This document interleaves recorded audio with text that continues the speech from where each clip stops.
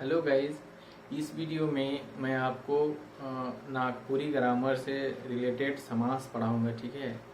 समास जो आपका जेएससीसी के एग्ज़ाम में नागपुरी में पूछा जाएगा, और ये आपका क्वालिफाइंग पेपर है हिंदी, उसमें भी आपका काफ़ी मदद करेगा, काफ़ी हेल्प होगा। ठीक है।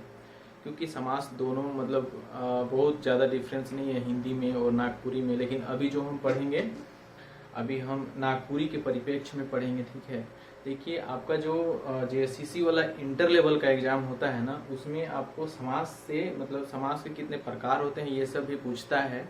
बट आपको ग्रेजुएशन लेवल वाला में काइंड्स ऑफ समास इस तरह का कुछ क्वेश्चन नहीं आएगा। जैसे मैंने एग्जाम दिया हुआ है, तो मैंने आपको बताया था कि मेरा पंचायत सचिव क्लियर हो गया था। तो देखिए, उसमें क्वेश्चन किस तरह का आया था कि जैसे पीटर शांति नौरंगी जी के अनुसार समास के कितने भेद होते हैं। ठीक है। इस तरह का क्वेश्चन इंटर लेवल वाला में आता है, और ग्रेजुएशन लेवल वाला में बस आपको कुछ दिए लिखा हुआ रहेगा, उसको पूछेगा कि इसमें कौन सा समास है। ठीक है। तो चलिए, इससे पहले देखिए, मेरे पास नागपुरी का दो किताब है। ठीक है। दो किताब है, मार्गदर्शन प्रकाशन वाला और सफल प्रकाशन वाला। ठीक है। तो अगर आप लोगों में से किसी भाई या बहन ने अभी तक बुक परचेज नहीं किया होगा, तो मैं ये बुक आपको दोनों बुक भेज सकता हूँ बाय पोस्ट। ठीक है। तो कमेंट बॉक्स में अगर आप अपना एड्रेस अगर दोगे मुझे, तो मैं आपको पोस्ट ऑफिस के थ्रू मैं आपको भेज दूंगा। ठीक है, फ्री ऑफ कॉस्ट। ठीक है। तो चलिए हम शुरू करते हैं। समास। देखिए, समास बेसिकली क्या होता है ना कि समास मतलब समास में जो वर्ड यूज किए जाते हैं, दो या दो से अधिक शब्द मिलकर एक नया शब्द बनाते हैं। ठीक है। जैसे अगर मान लीजिए ये समास हो गया। ठीक है। समास, अगर मैं लिखता हूं एक शब्द घुड़सवार,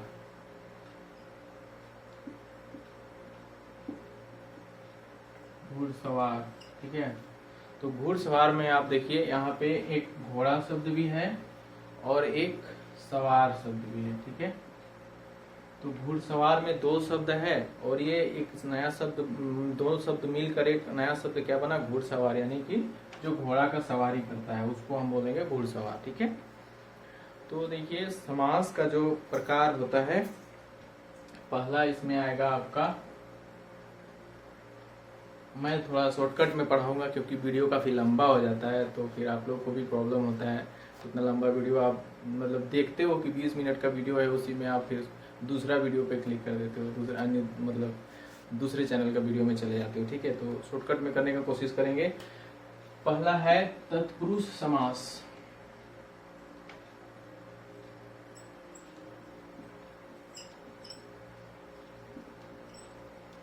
तत्पुरुष समास। ठीक है। तत्पुरुष समास क्या होता है ना, तत्पुरुष समास में आपका जो आखिरी पद होता है वो प्रधान शब्द होता है। ठीक है। आखिरी पद प्रधान पद होता है। जैसे अगर मान लीजिए अभी मैंने लिखा कि घुड़सवार। ठीक है। तो ये तत्पुरुष समास नहीं होगा। ठीक है।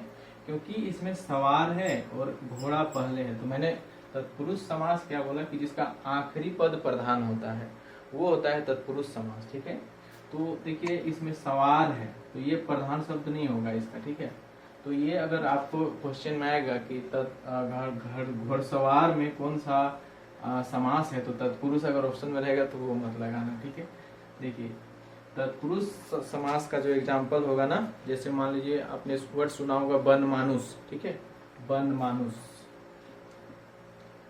वन मानुष। तो देखिए, वन और मानुष, मनुष्य मतलब मनुष्य। तो जो मनुष्य वन में रहता है उसको हम बोलेंगे वन मानुष, है ना। और एक आध शब्द जैसे मान लीजिए कि जैसे हम लोग ऐसे जनरल वर्ड यूज करते हैं, लतखोर, तुम बहुत लतखोर हो बोलते हैं ना, तो लतखोर, लतखोर, लात खाने वाला। तो इसमें देखिए प्रधान शब्द क्या होगा, खाने वाला, है ना। लात प्रधान नहीं होता है, लात खाने वाला प्रधान होता है। ठीक है। तो लतखोर में जो खोर शब्द है वो हो गया, मतलब इस तरह से आप उसको पहचानोगे कि ये तत्पुरुष समास है। ठीक है ना। तो तत्पुरुष समास में क्या होता है, जो आखिरी पद प्रधान होता है ना, उसको बोला जाता है तत्पुरुष समास। मतलब जिसमें आप समझो कि व्यक्ति विशेष क्या, जैसे अगर मान लो और एक शब्द मैं आपको बोलता हूँ कि कर बेचवा, ठीक है, कर बेचवा।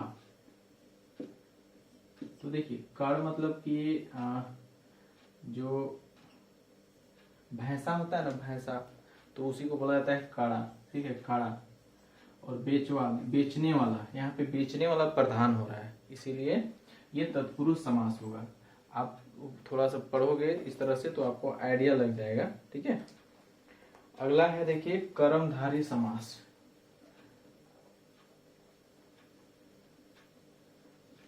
सेकेंड हो जाएगा कर्मधारय समास।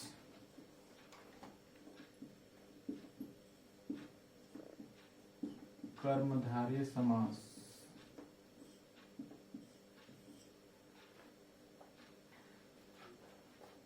कर्मधारय समास में क्या होता है ना, जिसमें पहला पद जो होता है वो विशेषण होता है, समझिए, विशेषण, ठीक है, जो क्रिया की विशेषता बताता है उसको विशेषण बोला जाता है।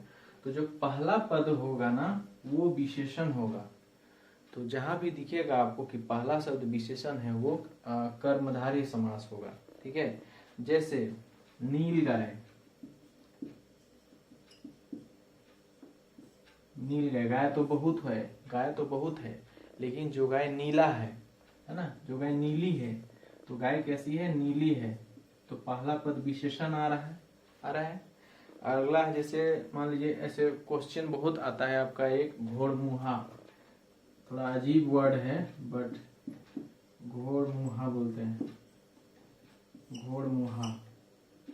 अगर आपने इंस्टाग्राम चलाया होगा तो जो उसमें रील्स बनते होंगे उसमें आपने देखा होगा कि एक फेस आ जाता है, आदमी जैसे कुछ बोलते रहता है तो उसका फेस अपने घोड़ा की तरह बन जाता है, ठीक है। तो वो है, ठीक है। तो इसमें आप समझ सकते हो कि कर्मधारय में, कर्मधारय समास में क्या होता है, जो पहला पद होता है ना वो विशेषण होता है, ठीक है ना। जिसका मुंह घोड़े की तरह है, मुंह तो बहुत है लेकिन जिसका मुंह घोड़े की तरह है, तो ये कर्मधारय समास हो गया, ठीक है। अगला आएगा आपका द्विगु समास। द्विगु समास,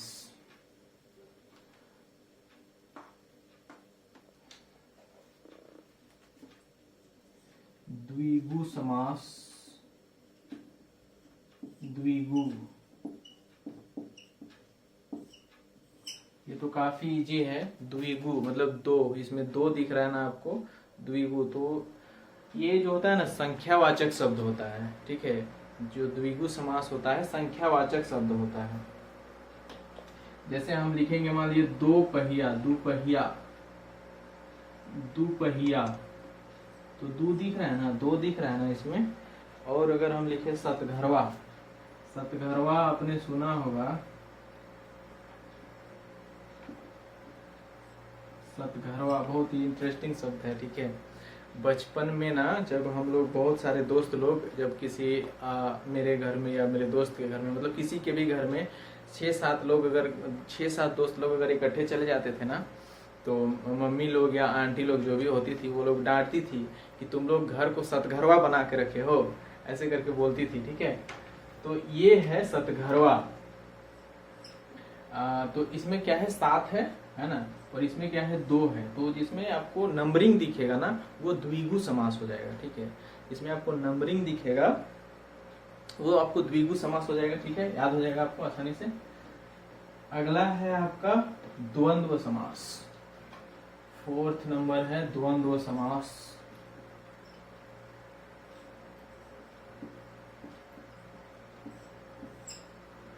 द्वंद्व समास में क्या होता है ना, जोड़ा वाला होता है, जोड़ा, द्वंद्व, द्वंद्व देखिए, देखने से भी लग रहा है ना द्वंद्व, जोड़ा, जिसमें बीच में संयोजक चिन्ह रहता है, देश, भाई बहन, माता पिता, ठीक है ना, बूढ़ा बूढ़ी, इस तरह का जो भी आएगा, दाल भात, इस तरह का जो भी आता है ना, दाल भात, सच झूठ, जिसमें भी ये संयोजक चिन्ह आएगा ना, जोड़ा वाला चिन्ह आएगा, वो होता है द्वंद्व समास। और द्विगु समास होता है जिसमें नंबरिंग होता है, याद हो जाएगा, मतलब आसानी से आप समझ जाओगे। अब है अव्ययी भाव समास। अव्ययी भाव समास, अब ये क्या होता है भाई? अव्ययी भाव समास, देखिए मैं बहुत सारा चीज में बता सकता हूँ लेकिन वीडियो काफी लंबा हो जाता है, इसीलिए मैं थोड़ा इसको शॉर्टकट में आपको समझाना चाहता हूँ। तो थोड़ा सा आप मैनेज करना। और आप लोगों में से कुछ लोगों ने मतलब कंप्लेन किया था कि माइक यूज कीजिए, तो फिलहाल मैं यही माइक यूज कर रहा हूँ। मैंने जो वायर वाला माइक जो होता है, जो प्रोफेशनल माइक होता है, उसको मैंने ऑर्डर किया हुआ है। देखिए कब डिलीवर होता है। अगला है अव्ययी भाव समास। अव्ययी भाव समास, और गाइस पढ़ो यार, ठीक है। देखो मतलब क्या ही बोलूं मैं, नागपुरी को मैं बोल रहा हूँ कि आगे लेके आओ, आप लोग कर सकते हो यार। क्योंकि नागपुरी मतलब पता ही नहीं है लोगों को कि नागपुरी होता भी है कुछ, ठीक है। नागपुरी मतलब जितना नागपुरी का क्रेज है यहाँ पे झारखंड में, ठीक है, मतलब जिस तरह से आप समझो कि मुंडारी हो गया, खोटा हो गया, ये सब है, उसी तरह से आप मतलब कम से कम एग्जाम में अच्छा करो, ठीक है। उसके बाद तो बाद में देखा जाएगा।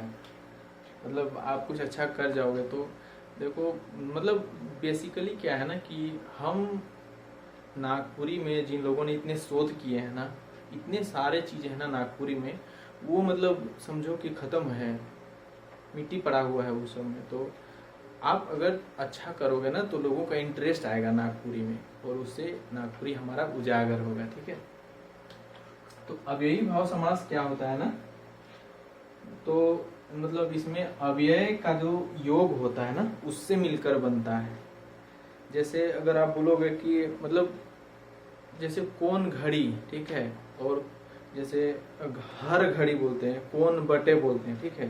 तो इसमें अव्यय का योग होता है, अव्यय का योग होता है इसमें। जैसे मान लीजिए मैंने शब्द लिखा हर घड़ी,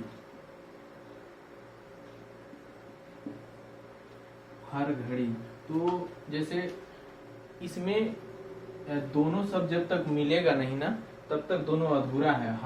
हर लिखोगे तो अधूरा है, और केवल घड़ी लिखोगे तो अधूरा है। घड़ी में कोई समास नहीं है, हर में कोई समास नहीं है, ठीक है। लेकिन जब ये दोनों को हम मिला देंगे तो हर घड़ी बन जाएगा, और इसमें अव्ययी भाव समास आ जाएगा, ठीक है।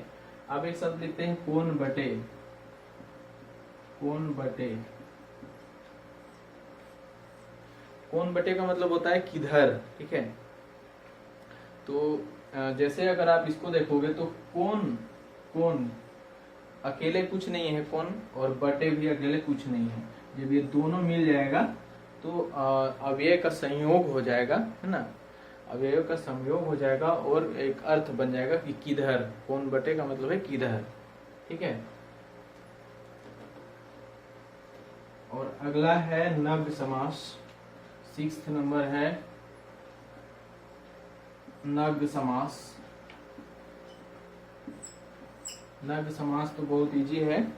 इसमें जो पहला पद होगा ना, पहला शब्द, जो शब्द होगा, जो वर्ड होगा, उसका जो पहला लेटर होगा, दो शब्द के संयोग से बनता है ना, तो पहला शब्द जो होगा वो नेगेटिव होगा, ठीक है, नकारात्मक शब्द होगा। जैसे ना समझ, ना समझ,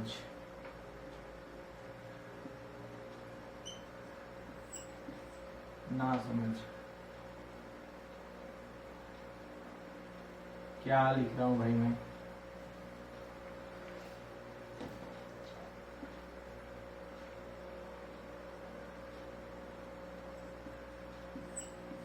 ठीक है। ना समझ, पहला जो शब्द होगा वो नेगेटिव होगा, नकारात्मक होगा। जैसे अनसुना, अनसुना,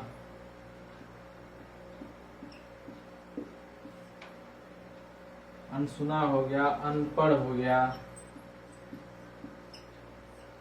एक वर्ड पूछता है आपको एग्जाम में, बेलूरा, ठीक है, अजीब लगता है थोड़ा सा लेकिन पूछता है, बेलूरा। बेलूरा का अर्थ का होवेला। तो जिसको किसी चीज को प्रॉपर तरीके से करने का आइडिया नहीं होता है ना, उसको बोला जाता है बेलूरा। जैसे खाना बना रहे हो, सब्जी बना रहे हो, तो आप सब्जी थोड़ा सा अजीब बना दिए, प्याज जला दीजिए, कुछ कर दीजिए, ठीक है, तो आपको बोला जाता है ना कि ऐसे बनाते हैं रे बेलूरा, इस तरह से बोला जाता है, ठीक है। अगला है देखिए बहुव्रीहि समास, 7वां है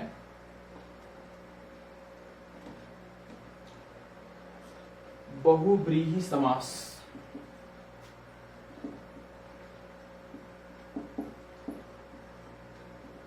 बहुव्रीहि समास, बहुव्रीहि समास का क्या अर्थ होता है? बहुव्रीहि समझिए, बहुव्रीहि देखिए ऐसे लग रहा है कि बहुव्रीहि बोलेंगे ना तो मतलब इसका बहुत अंदर तक अर्थ होता है, ठीक है। मतलब ये मतलब होता है ना, जो शब्द लिखा हुआ है ना उसका वो अर्थ ना होकर कुछ और ही अर्थ होता है ना। जैसे जैसे हम बोलेंगे अनमोल, ठीक है,